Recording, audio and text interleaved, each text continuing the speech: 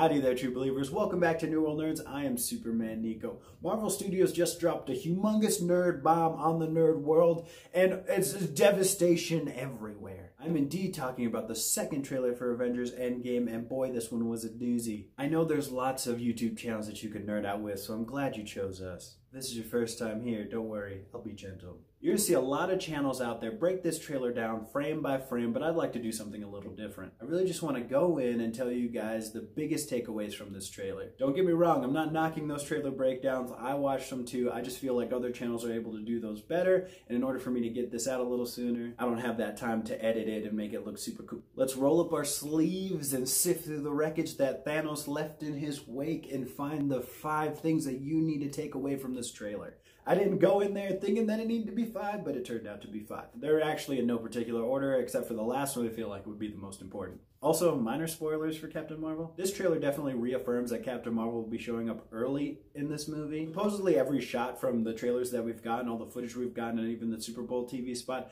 have all been taken from the first 15 minutes of the film, which is what I was hoping for, because if this is the swan song for the original 6 Avengers lineup, then I really would like her to get some time in with those characters if we're not going to see that ever again. And not just that, we all wanted her not to be a Deus Ex Machina who just shows up and kicks Thanos in the balls. Haha, I took your gauntlet. Definitely want her to be a full-fledged character in this movie. Another really cool takeaway is Hawkeye seems to be training his daughter in the ways of archery. That whole scene where he's there with his family, I really hope that's how we start this movie. Hope sounds like such a dark term. I don't hope that Hawkeye's family gets dusted. I just hope that we see it right away in the beginning. Just imagine the very beginning of this movie. We see Hawkeye having a grand old time on his farm, and then all of his family gets dusted away, and then boom, Avengers Endgame. It would really set the tone for this movie. I like how he's training his daughter because there is a female Hawkeye in the comics, Kate Bishop. Also, there was some casting news that Catherine Langford is cast in this movie. Catherine Langford could definitely be the future version of his daughter if they do indeed travel through time. Moving on to number 3, we get our first action scene in any of these trailers. We've definitely got a glimpse in the Super Bowl TV spot with Captain America tightening up his shield. This time we get to see his face too. It seems super intense. Looks like Nebula, Rocket, and War Machine are there too. Even the place where Ant-Man is jumping through seems to have the same kind of color orientation. The hair lengths of Natasha is really how I tried to figure out this timeline for this movie. My initial thoughts are they're taking the fight to Thanos after Nebula and Tony have arrived on Earth.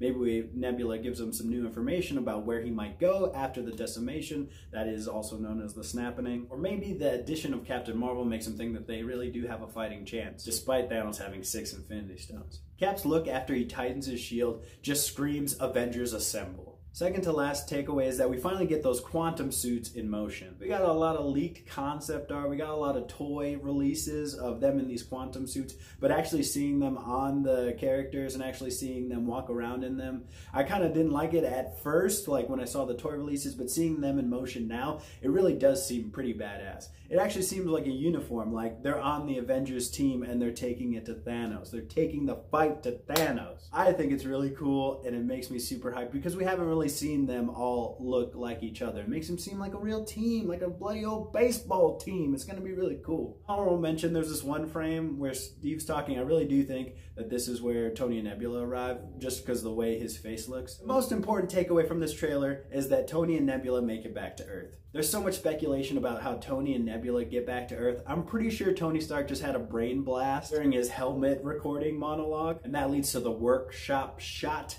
that we got in the Super Bowl TV spot, which also is kind of an homage to Iron Man 1. That was also a really cool spot how they referenced Phase 1 Marvel at the very beginning of this trailer. I thought that was really cool. Nice touch. But yes, that is just my initial thoughts of the things that are the most important that you need to take away from this Avengers Endgame trailer. Let me know which big takeaway was your favorite. Let me know if I missed anything down in the comments. Leave a like down below. Subscribe to the channel. That's all I got for you today, folks. Keep nerding out there, true believers. I do plan on going live sometime and just nerding out about this trailer because I thought it was really awesome and I would love for you guys to join me, so look out for that. I will definitely share the link on Twitter. Follow us on Twitter at New World Nerds. All right, get out of here.